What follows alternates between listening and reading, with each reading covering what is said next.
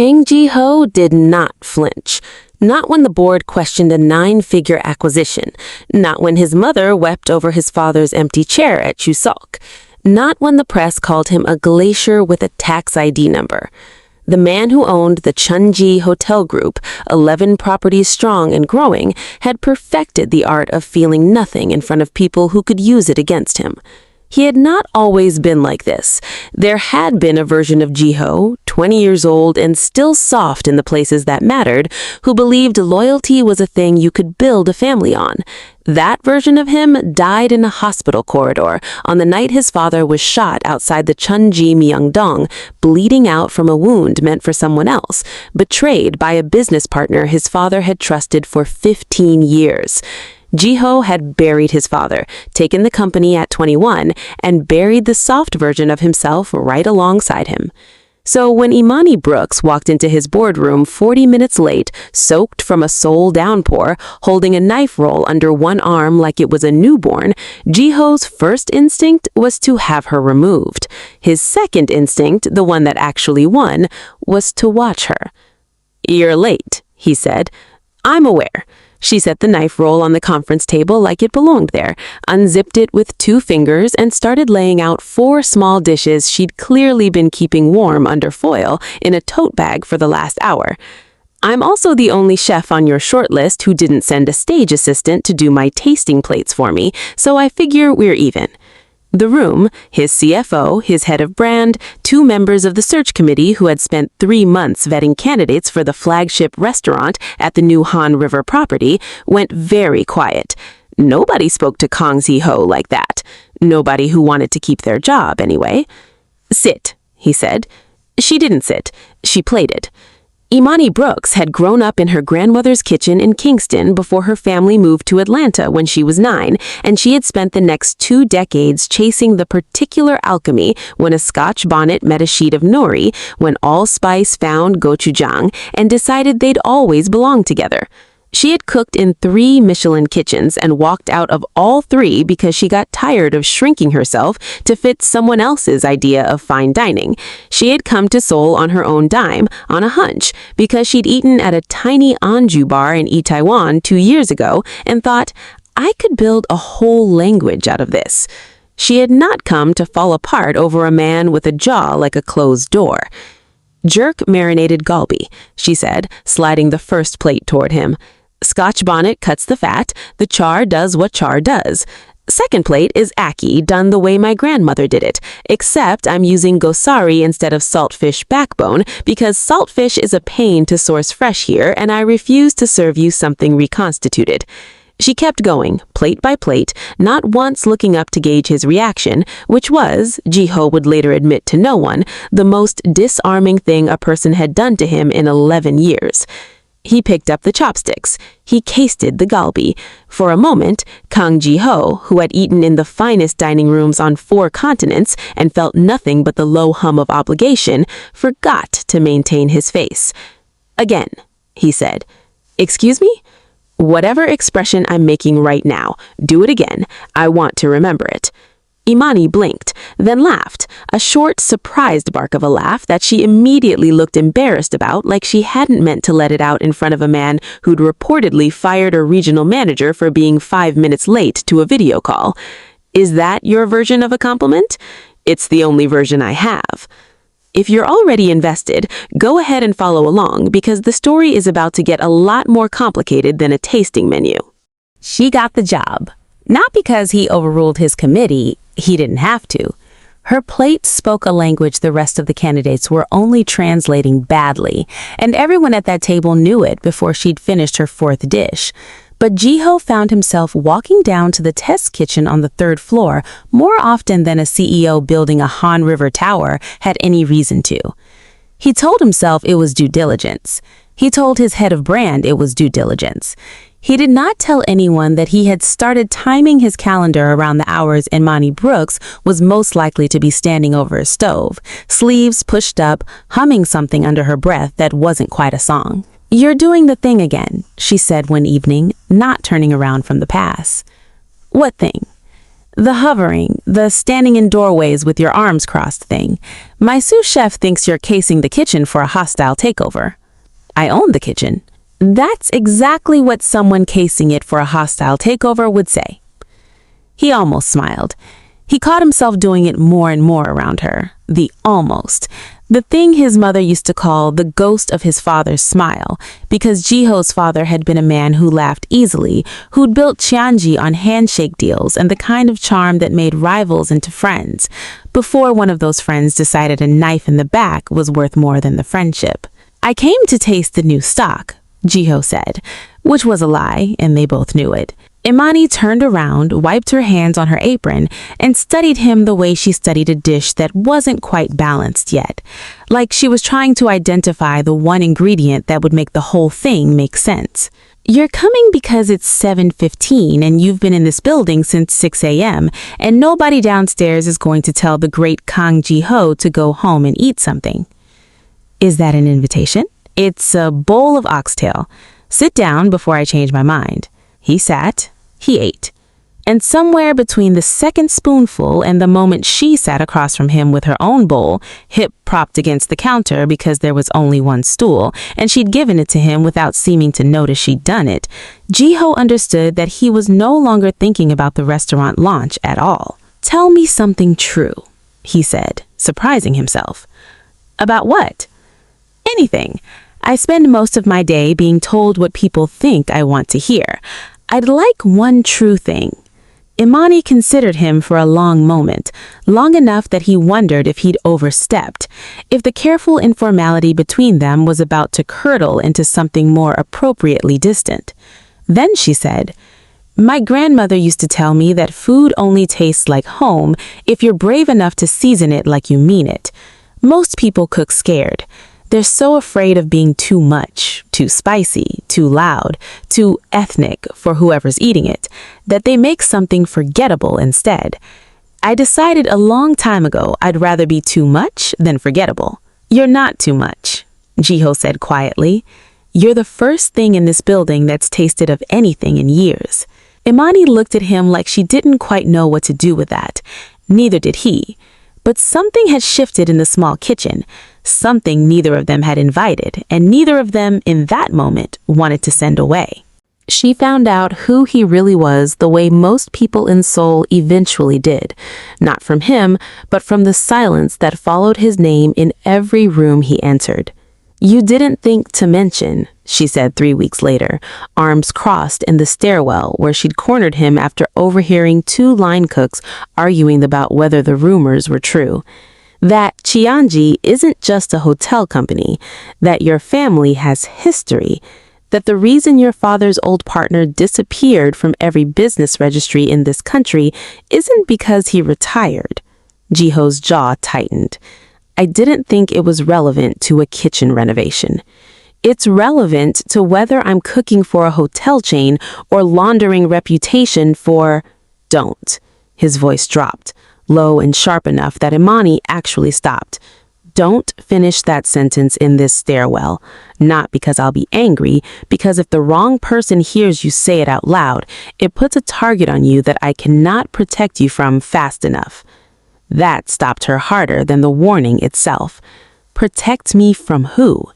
He told her, not all of it, not yet, but enough, that Cheonji's legitimate hospitality empire sat on top of older foundations, old debts and older loyalties his father had built the company on before Ji-ho was even born, that the line between 5-star hotelier and quiet power broker in certain rooms of Seoul was thinner than anyone in his guest-facing business would ever admit, that his father's death hadn't been an accident or a robbery, but a calculated betrayal by a man named Oh Tae-sung, who'd run the Cheonji security and logistics arm for a decade before deciding he wanted the throne more than he wanted his old friend alive. "I took the company back from people who thought a 21-year-old couldn't hold it. I made sure nobody who was in that room the night my father died still draws breath in my business. And I've spent 11 years making sure nobody gets close enough to become a reason for someone to try again. And now?" Now, there's a chef in my test kitchen who looks at me like a person instead of a balance sheet, and I don't know how to make myself stop walking down here at 7:15. Imani exhaled slowly. She had grown up watching her own mother build a life from nothing in a country that hadn't asked for either of them, had learned a long time ago that fear was a tax she refused to keep paying. I'm not asking you to stop. I'm asking you to stop lying to me about why you're here. I'm here, Ji-ho said, closing the distance between them in the narrow stairwell until there was barely air left to hold a secret in. Because I have never once in 11 years wanted to be a different kind of man until I met you. When he kissed her, it wasn't desperate. It was deliberate, the kind of careful, total attention he gave nothing else in his life, like he'd finally found the one thing worth being unguarded for. The first warning came from Han So-yeon. So-yeon was Cheonji's largest minority shareholder outside the family, the daughter of a hospitality dynasty that had been circling a merger with Cheonji for 2 years, and the woman every gossip column in Seoul had already cast as Mrs. Kang Ji-ho long before Ji-ho had ever said a word to her beyond boardroom courtesies. She had built her entire long game on the assumption that Ji-ho, cold as he was reputed to be, would eventually choose strategy over feeling, that a merger between their families would be inevitable because Ji-ho didn't believe in anything but strategy. She found out about Imani the way she found out about everything, from someone inside Cheonji who owed her more than they owed Ji-ho. A chef, So-yeon said, when she cornered Ji-ho after a quarterly shareholders' dinner, her smile sharp enough to cut glass. I'll admit, I didn't see that coming. I assumed if the ice ever cracked, it would be for someone who understood what you actually are. You don't know what I am. I know your father built this company with men who would have killed for him, and some of them did die for him. And I know that whoever stands next to you carries a target whether they understand that or not. So-yeon's eyes glittered. Does she know that, Ji-ho? Does your little chef understand what it costs to be loved by you? She understands more than you ever will, Ji-ho said, and walked away before he said something he couldn't undo. It wasn't a threat, not yet.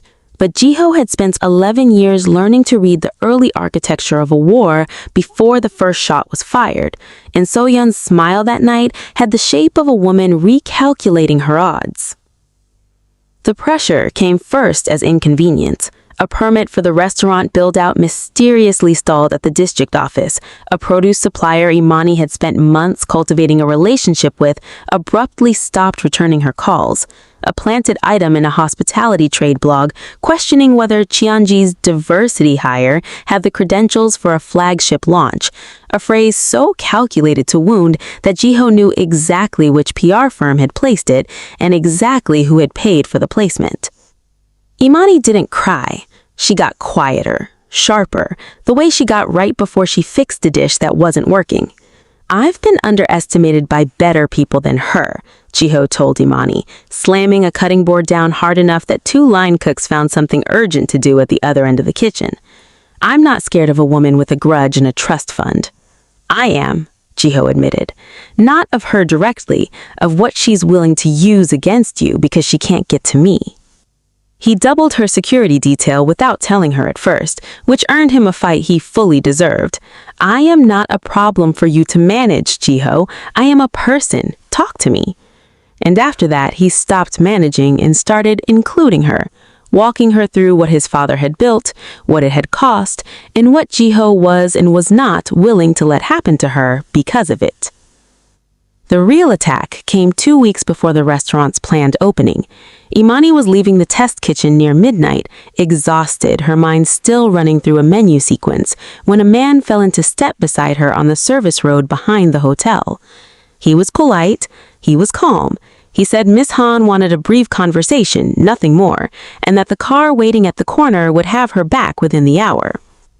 Imani had grown up with a mother who taught her that politeness from a stranger asking you to get in a car was the most dangerous kind of politeness there was. She didn't run. Running announces fear, and fear is a currency you don't hand a stranger for free. but she turned sharply into the loading bay, where Cheonji's overnight security happened to be exactly where Ji-ho had quietly stationed them 3 weeks earlier, and the conversation that followed involved considerably more of Ji-ho's men than the stranger had been led to expect. She called Ji-ho from the security office, hands shaking now that the danger had passed and her body had caught up to what almost happened. "I'm fine," she said before he could ask. "I'm fine. Your guys got there before. I'm fine." The silence on the line was the loudest thing she'd ever heard. "Ji-ho?" "I'm coming," he said, and the steadiness in his voice didn't match the sound of something breaking in the background, something thrown, something that used to be glass.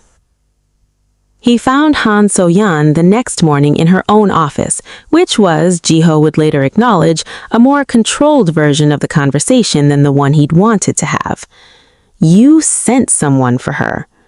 "I sent someone to talk to her, Ji-ho. There's a considerable difference, and you know it, or you'd have already done something considerably less civilized than standing in my office." "You miscalculated," Ji-ho said. "You assumed that because I've spent 11 years keeping people at a distance, I wouldn't know how to fight for the one person I let close.